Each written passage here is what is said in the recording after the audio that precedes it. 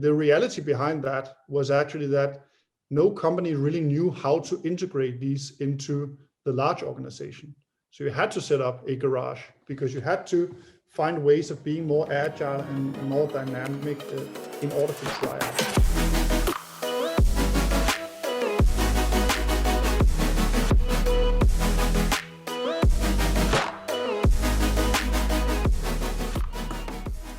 Hi everybody, and welcome to another episode of Zooming in on IoT.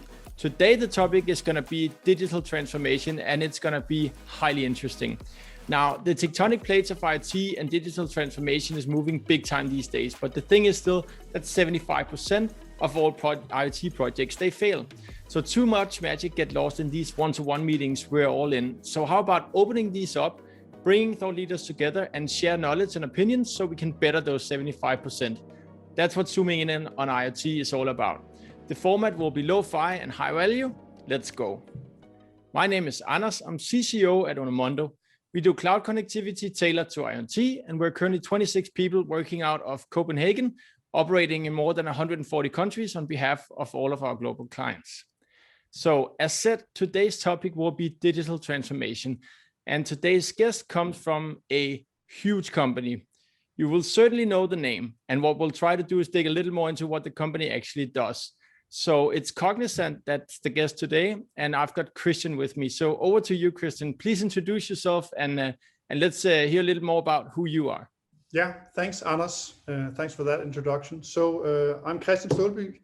I am a client partner at Cognizant, which means that I work with companies within various industries, such as manufacturing and consumer goods, on how to transform with digital technologies. I've spent the last almost 20 years advising large brands on the use of technology, been with software companies, been with digital agencies and consultancies like I'm with now.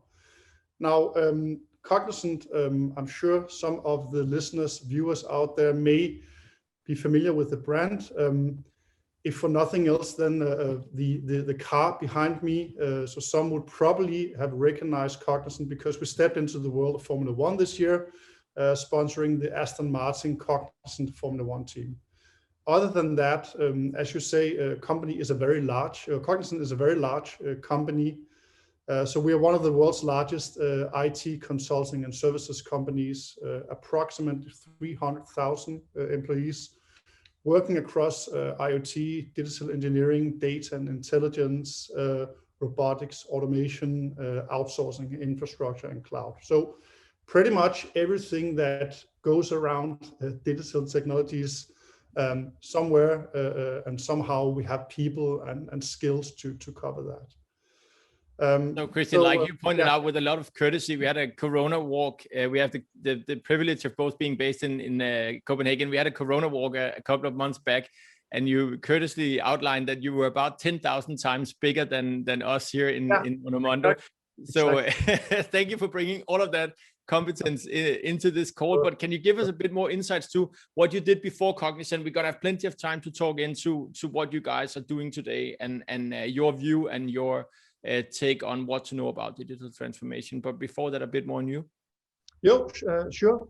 So prior to joining Cognizant, I was with a digital agency, a company called Charlie Tango, sort of an entity where you bring what agencies do around customer experience, service design, user interfaces, together with what large IT companies do, where you go through the entire technology stack. And the reason being that if you look at any company out there, they need to deal with both ends of that continuum.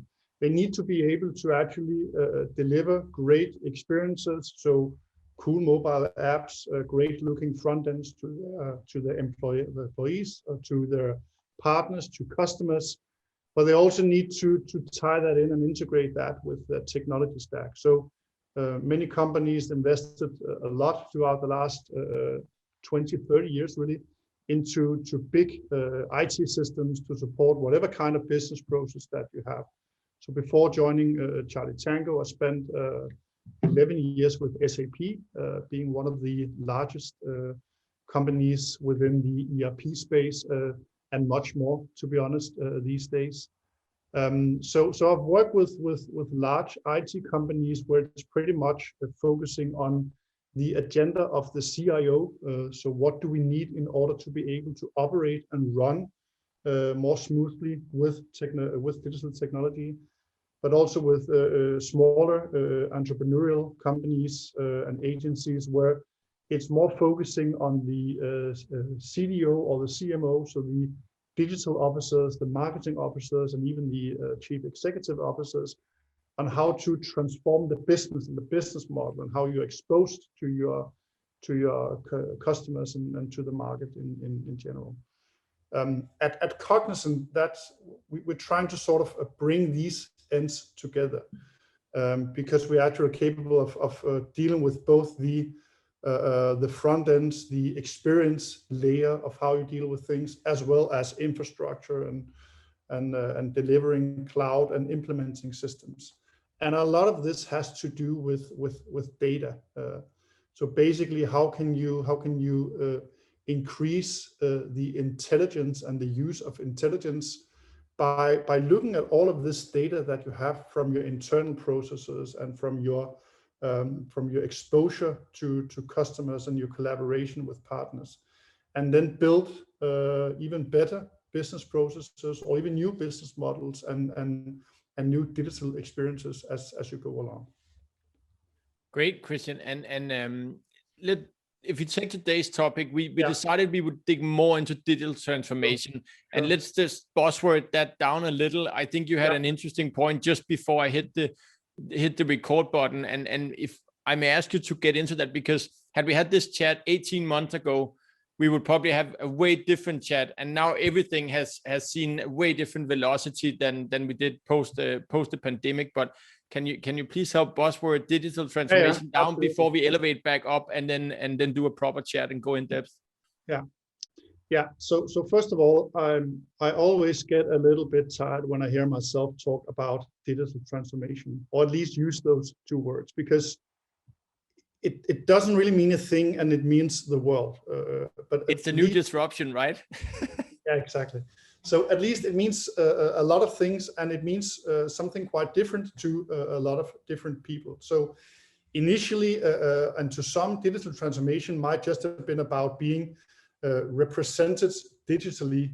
So I've seen companies talking about doing digital transformation, and all they did was really have a LinkedIn and a Facebook and an Instagram profile, which is fine. That's also part of becoming more digital.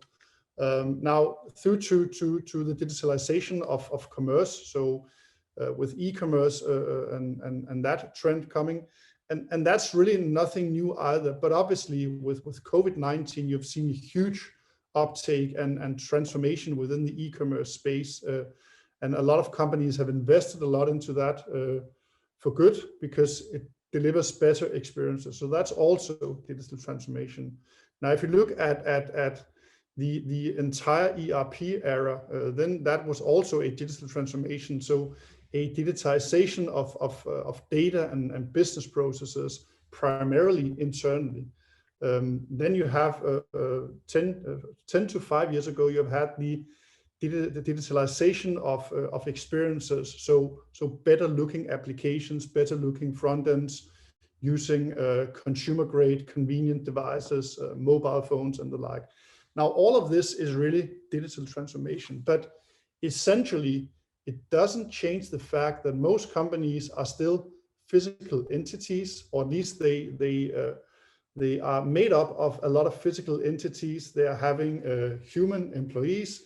They are developing and marketing and distributing physical goods. And they even have physical machinery, factory lines, tools to provide and develop these physical products. So essentially, when we talk about digital transformation so far, we have talked about aiding the work that we do manually and physically with the use of digital tools. So instead of writing things down on a piece of paper, then we came up with cool tools to support us. Instead of calling out or taking the car and visiting clients, we came up with new digital channels to support us. Now that's digital transformation to a lot of people. But there is sort of a change in the market, I would say. And it's never something that just happens like that. It's something that obviously takes time and it gradually evolves. But I think that we see a lot of things happening in this space of digital transformation, that it's something else, and it requires something else from companies today than it did if we have had that talk 18 months ago or 5 years ago, for sure. What a segue. So let's get into that. Then what is digital transformation at its core? Maybe what it should be to you and to Cognizant? Well, first of all, the answer I may give, Anders, is not necessarily the ultimate interpretation of digital transformation. So I'm quite sure that even if we talk about this today, 18 months from now or 5 years from now, it may still be something even finer and even something greater. But I think that there's three keywords that I usually think of when talking about what digital transformation is today. And those words are first and foremost, it's about automation. Secondly, it's this odd word of servitization, which essentially means developing something into a service. I can come back to that a little bit later. And then thirdly, the topic of digital engineering. So those three topics are relevant when you consider what companies need to do and what companies can do today under the umbrella of digital transformation. All right, and let me try. You brought in a time perspective here, and by the way, you guys in Cognizant have a pretty interesting podcast out there. Some nice and snackable time-wise formats, and some good output on those. So that's a recommendation from here. But let me try and quote one episode that I really like from April 6th on noted why digital come first and foremost for most companies. And the first and opening quote that's interesting was, being digital end to end is a nice to have, but not essential imperative. A fully comprehensive digital platform is essential to maintaining commercial relevance today and delivering financial success tomorrow, which really states why is it digital transformation is important. It's not for the tech in itself, it's for the business outcome. It's for what we can do for the customers, being B2B, B2C, or B2B2C, end of day. And then comes the interesting time perspective. Now, this has been Pring, your VP, Head of Thought Leadership and Managing Director at the Center for the Future of Work. He says, 2016 was an era of theory. 2020 and 2021 going forward is going to be an era of practice. And what I think is interesting, you mentioned the 5 year from now perspective. If we look these 5 years back that Ben also did, we didn't even see clouds as we do today. And they've massively changed the digital landscape. I mean, what's your point of view on time from, Ben brings in one perspective, you went on itself and how it affects us here? So I think there are two things to what Ben talks about when he compares the 2016 version of reality with 2021, and one thing obviously is about the fact that a lot of companies have dwelled into digital transformation and they have worked with customer experience and artificial intelligence and IoT and all these topics that we still talk about today, but they have done so primarily in a proof of concept kind of way. So some of the companies that initially set out to do this, and you have companies here, you have companies, so in Denmark, you have global companies, they set up garages as a organizational unit that allowed you to work with new technologies in a safe environment. That was sort of the positive way of communicating this. The reality behind that was actually that no company really knew how to integrate these into the large organization. So you had to set up a garage because you had to find ways of being more agile and more dynamic in order to try out, which is perfectly sane and perfectly understandable. And 5 years ago, that was how many companies they dealt with this. Now this has changed, because now it's about scaling up. And COVID-19 has been the biggest experiment of them all. So if you happen to have a garage, that was a safe environment to experiment. Now, many companies, in particularly within retail and consumer goods and others, they were forced to experiment, not in a safe environment, but in the reality. The second thing that speaks about this change that Ben calls out when he compares 16 to 21 is really the acknowledgement that in order to succeed using these new technologies and scale up, it's really not about technology at all. It's about organizational change management. It's about thinking new business models. It's about thinking new ways of working. It's about being proud of what you do, but also being aware that what you have gained experience and knowledge from working 20, 30 years about is about to be significantly challenged by new ways of going to market, collaborating with consumers, developing not just products, but the services that the products are going to support, all because of digital technology, and emphasized by the fact that a lot of us and a lot of relationships that you and I had with companies throughout the last 1.5 years has been very much virtual and digital, because companies or societies have been locked down. We still need to eat. We still need to have physical things surrounding us. So we engage differently, and we see that it actually works and it actually matters. So I think it's about those two things that makes digital transformation something much more about scaling up and accelerating, as opposed to just working with proofs of concept. And it's about changing how you are organized and changing how you are actually working with digital technologies, away from just having garages on the side to actually integrate it into the enterprise. But also focusing on where your experience and your capabilities, they matter. Because what companies need to do today, if you take this interpretation of digital transformation, being that you want to extend and augment what companies have already done using digital technologies, essentially it means that companies need to be able to do more than what they used to do 5 years ago. They need to also become companies that are capable of essentially developing software, and developing software that integrates with their core business. So if you happen to be a manufacturer of physical goods, or a transportation company that transports physical entities, either people or goods or material, from one point to the other, that doesn't go away. But you need to extend those offerings that you have, products or services, with digital technologies to support that we have increasingly become a much more virtually supported society.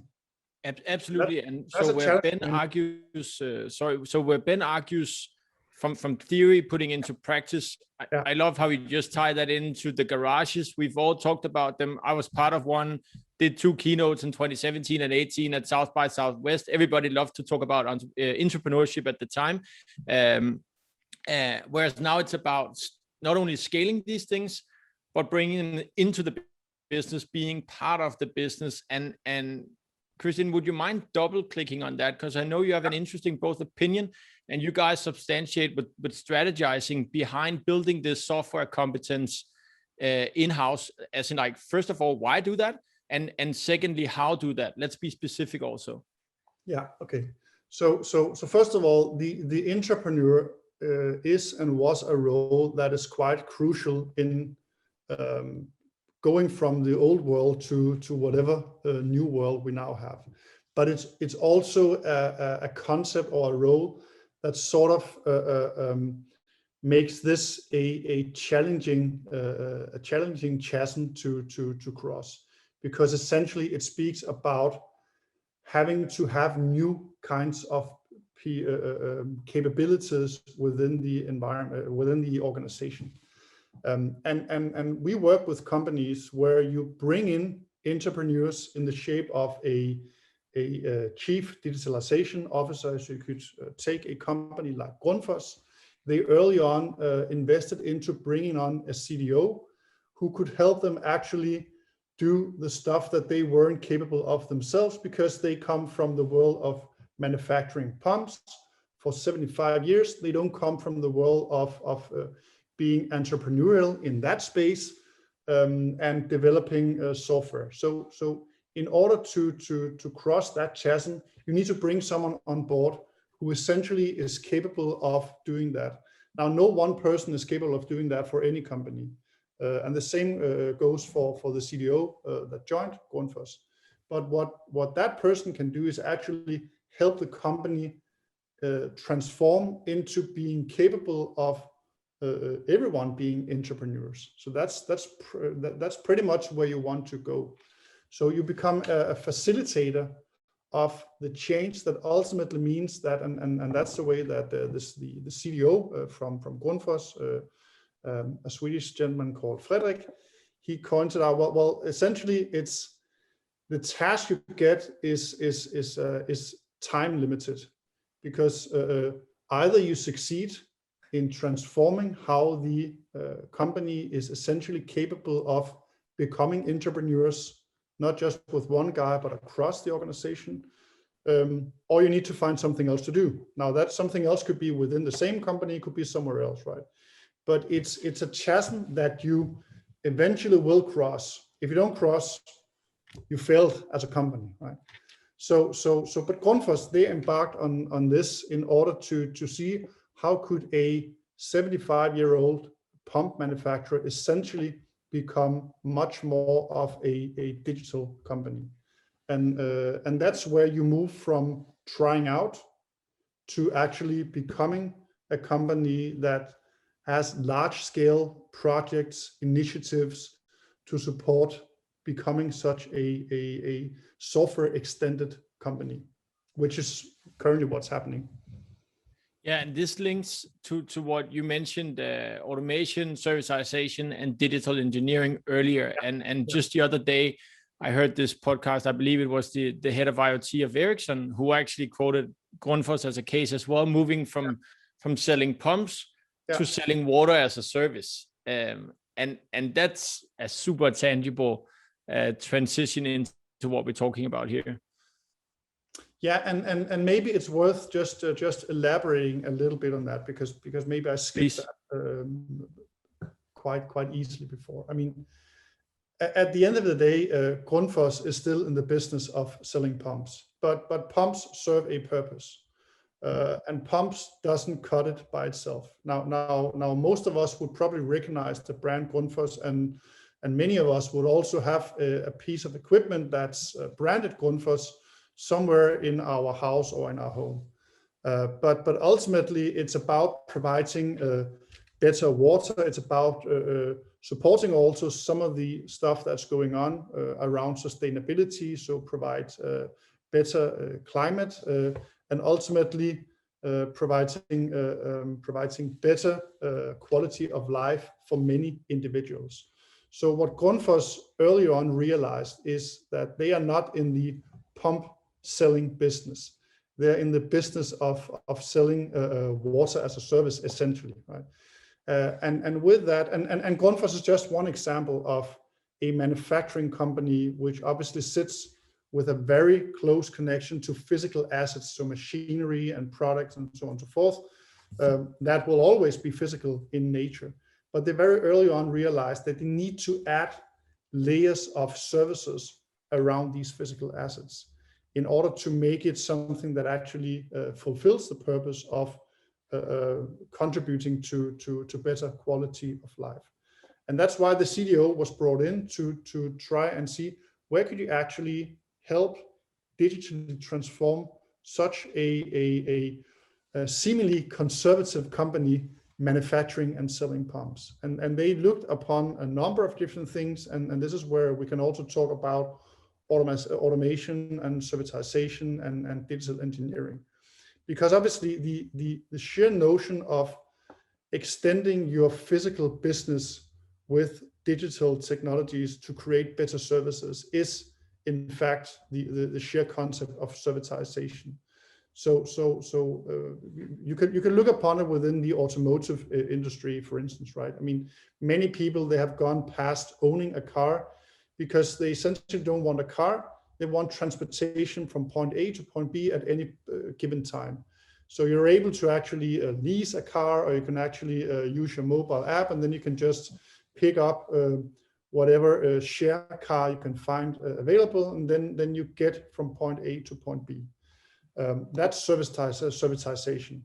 And in order to do the same within the manufacturing business, when you are producing pumps, then you need to look into the ecosystem of where these pumps are used.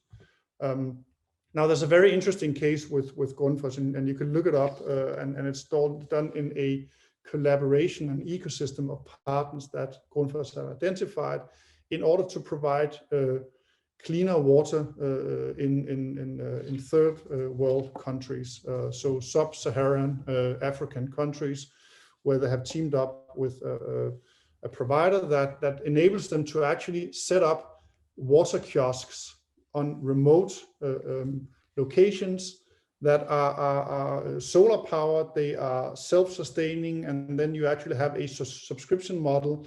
So the locals, they can use a plastic card, and they can go in there and they can actually purchase water for a small fee. So that's Grundfoss essentially 2021, right? It's not about the pump, it's about the service that you provide, where the pump is obviously essential. So that's the servitization. Now the second thing, or the second of the three elements I talked about when I talk about automation, is also that in order for such a use case to be sustainable and feasible, you obviously need to connect a lot of data with a lot of processes. And this is where IoT also becomes quite interesting, because if you look back 10, 20 years ago, a lot of processes were already essentially digital, but they were stuck within one system. So your financial process was stuck within your ERP system or your financial system. Your HR processes were stuck within your human capital management solutions, and they never got out of that. Similarly, e-commerce, well, you can have that within your CRM system, within your e-commerce suite. But the point is that once you go outside of those systems, then someone needs to do something manual.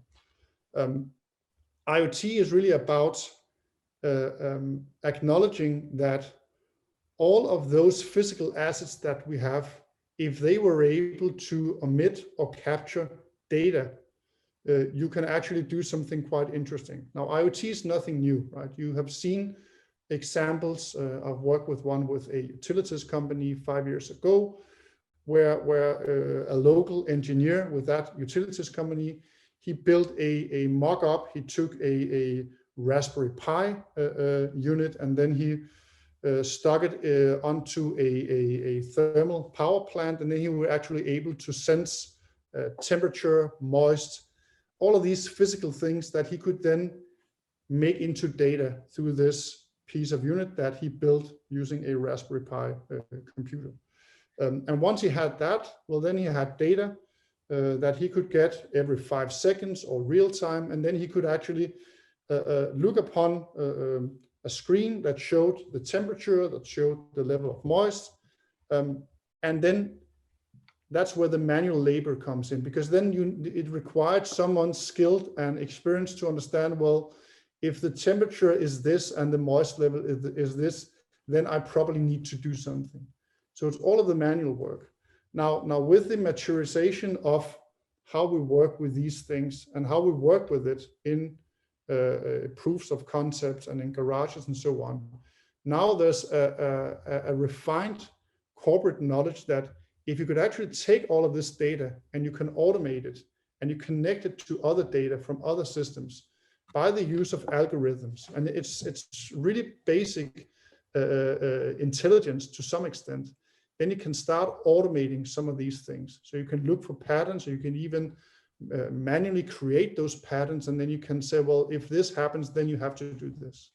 So automation is essential in this, connecting data from various systems and physical assets. If you take the example from before with a water kiosk in a remote location, it needs to be serviced, it needs to be maintained. There's a lot around security on such a facility. And obviously that calls for automation, because you need this data to speak to other data points without human interference. So that's the second topic of automation. Can I maybe pause you? I know we have a third, and I want to get back to that. And I'm happy you just tied a note back to from garage to scaling, or being part of core company, or as we said, theory to practice. That's exactly what's happening here. So taking this case, we've all heard these IoT cases, starting with the Raspberry Pi, and thank God, otherwise none of us would be here. But what has actually changed present day? I'm talking about the 75% fail rate in IoT, because yes, you can take that IoT, you can take that Raspberry Pi, you can have one smart guy making something work, but then comes the scaling part. What's your view on where we are right now? And then at alert, how do people actually move on here? So if you failed, how do you progress? Or if you want to get going, you've seen the need for the digital transformation, implying that software competence in the company. Of course, they can call up you guys, but what are the routes into getting this going and getting it fast into being a core business, and not just being that, pardon my French, but damn garage project that only serves well on the intranet, but doesn't really move the business? Yeah. Super good questions, and there's a lot into answering those questions. So let me try and yeah, I'm sorry, I packed a lot in there, but you had a lot of good things going on to try and tie together. No, I think I mean, there's a lot of the buzzwords we have had the last 10 years that if you look at them isolated, they may sound tiring and fluffy, but ultimately they all add up to the movement of what's currently happening. And I get back to that, because what's currently happening is actually my third theme of digital engineering. Now, if you talk about garages, then the sheer notion of it being something you had to do in order to try out has been important and vital. Fail fast. We don't talk so much about that any longer, but you remember that, and that also sounded like something from the same world that spawned disruption and digital transformation. So buzzwords that everyone talks about but doesn't really mean a thing. But fail fast is actually also has been an important imperative on the way to where we are now. Now I think what has happened throughout the last 1.5 years, really augmented or emphasized by COVID-19, is that all of this digital transformation that needs to happen has come to the attention of the CEOs. Now, it's not like it's because of COVID-19, and it's not like it didn't happen before, but it has really taken off. And this needs to be something that is not just someone you brought in, your intrapreneur or your CDO, who has the mandate of doing nice experiments in a garage. It needs to sit at the very core of how you drive your business strategy. It has nothing to do with technology. It has all to do about how you as a company want to increase revenue, you want to grow, you want to become more purposeful, you want to contribute to a better world through supporting the sustainability goals, and so on and so forth. So I think this is really the key to it. If we didn't have the garages 5 years ago, if we didn't talk about failing fast 5 years ago, we have probably not gotten to the point now that we acknowledge that in order to do so, it is challenging, and we need to embrace failure not as an end, but as a natural consequence of trying out new stuff. And essentially, it's relevant because it means that, and again, if you take the pump manufacturer we talk about here, they have such great experience and capabilities and knowledge about how to develop physical products. Developing digital products or digital offerings, as they call it, is something completely different. Of course, it requires different engineering skills than the engineering skills required to produce a physical pump even today or 20 or 50 years ago. But the life cycle of maintaining these digital offerings. I mean, imagine if you all of a sudden get into the business of providing water as a service, subscription-based, using mobile apps and digital toolings. I mean, the lifetime of those services or offerings is so much different from the lifetime of a physical pump. So that basically and the customer relationship. Let's be frank here. That's a key part of it, right? Absolutely, it is, and also it's also. I mean, if you take the motivation behind this, it's essentially that because of IoT, because of the digitization of processes and information, then you are essentially, a company like Grundfoss is essentially capable of prolonging the lifetime of a physical pump because they have IoT sensors that monitors the condition. They are capable of actually addressing physical leakages or challenges or failures before they occur. So we talked about predictive maintenance 5 years ago, and that's very much what's at the core here. Essentially, because that's a possibility, then Grundfoss could either do it themselves or they could wait for someone else to do it. It will happen. So essentially what they provide now is better pumps or pumps that serve for a longer lifetime, which essentially would challenge your core business if your core business is selling pumps. Because now you don't have to buy a pump, let's say, every 10 years, now you have to buy it every 20 years. So there goes your core business. So the motivation behind this is that you need to find additional services surrounding the core business. Because if your business is selling pumps, then all of a sudden, that's maybe not so feasible or attractive any longer. So this means that you are, whether you want it or not, and Grundfoss sees this as an opportunity, not as a necessity that they're forced into. But whether you want it or not, you need to get into the habit and capability of being able to engineer digital services or digital offerings. So you need to become that company that is capable of developing software enhanced services.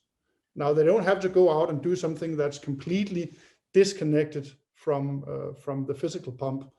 They just need to look at what kind of purpose does the physical pump serve in this world, how does it engage with partners and constructors and eventually consumers like you and I, and what's the value that they can add on top of that.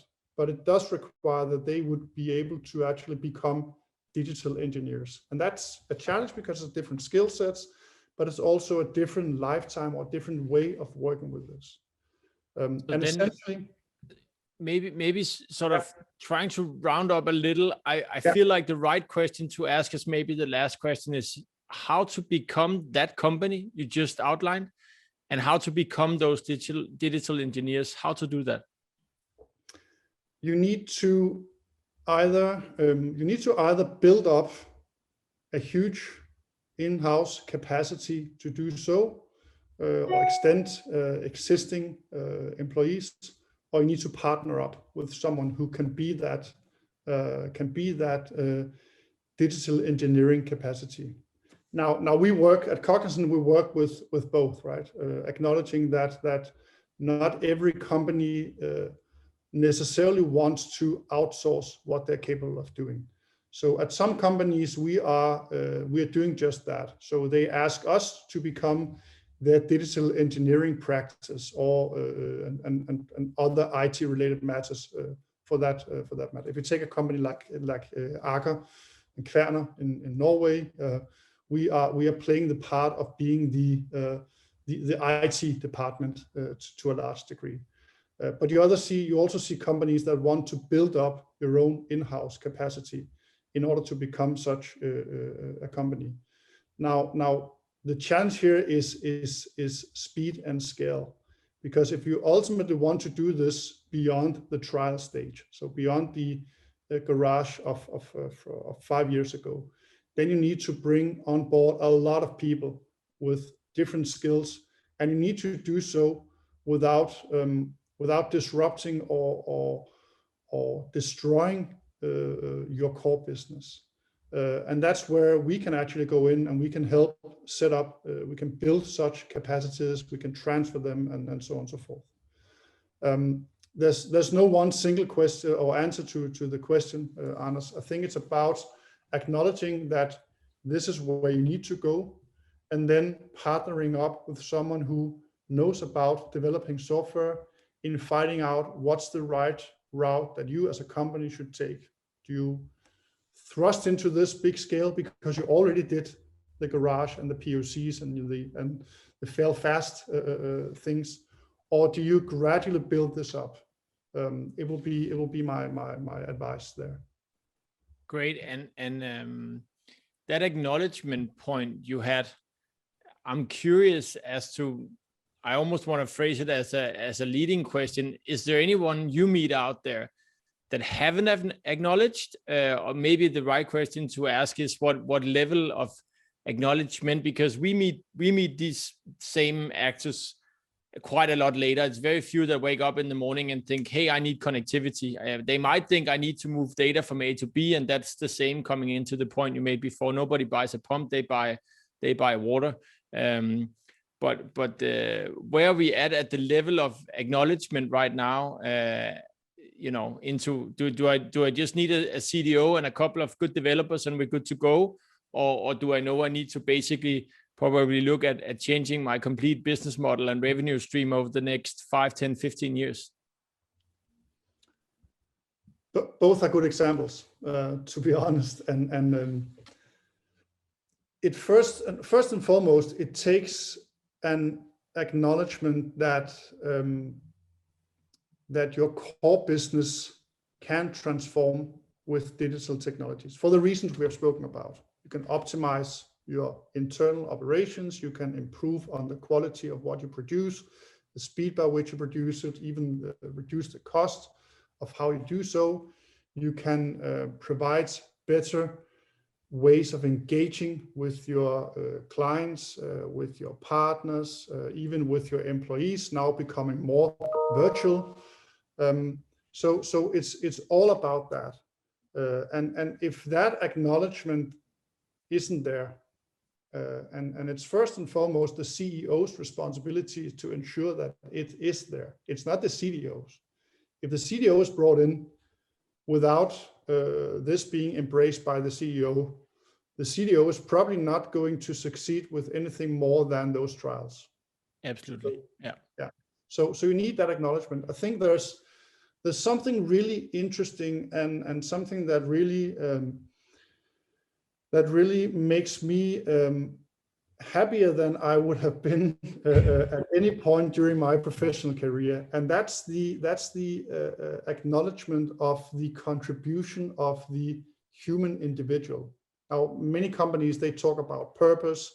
We have stratified some of that into sustainability goals and so on and so forth. So ultimately, I think there's a grander, better way of engaging as an enterprise today than 10, 20, 30 years ago. But there's also an acknowledgement that any company is made up of the employees that you have in there. So if you look at digital transformation in its early stages, then it was very much about optimizing the company,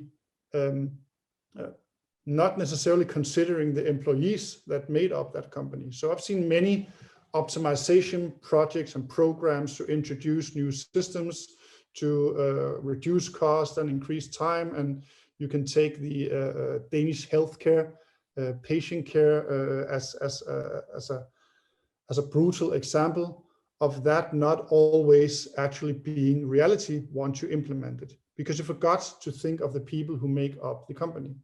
What Grundfoss did, just to emphasize that once again, is that they of course looked at some of the benefits that digital technologies could provide to optimizing your company, becoming smoother, leaner, reduce costs, and so on and so forth. But what they also knew in terms of how to execute on this and succeed with this was that it needs to be something that every employee embraces. Now it supports my everyday work. It supports me in doing what I'm actually here to do. Because otherwise you end up having transplanting parts of your company with something that the body ultimately doesn't want anything to do with. So you will never find that full integration. So it needs to be part of the overall business strategy. It needs to be the CEO's agenda, and it needs to be something that happens together with employees, not against employees. And I think that's, I mean, now we become a little bit philosophical here and not necessarily so tangible, but if you don't find that culture in your company, then you won't see the benefits of this, and then you would just find some good-looking, fun, short-lived examples, proofs of concept. Well, and on that note, that was the same point we had from another inspiring and experienced business and thought leader like yourself, Harjo Koppen from IBM in the second episode, who also stressed both people and culture. So note taken. So we covered from innovation garage to what digital transformation actually is. We talked automation, servitization, and digital engineering. What an amazing bunch of insights. Thank you, Christian. Anything to look out for in 2021, and 2022 is coming soon, right? Yes. So what to look out for? Well, if you think some of this is interesting, then if you didn't hear about Cognizant before, or even if you heard about Cognizant before, make sure to follow us.